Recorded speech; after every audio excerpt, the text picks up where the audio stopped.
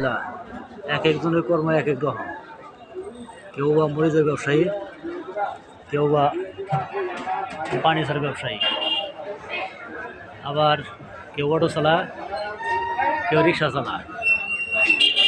যে যেভাবে পারে কর্মের তাগিদে পরিশ্রম করে।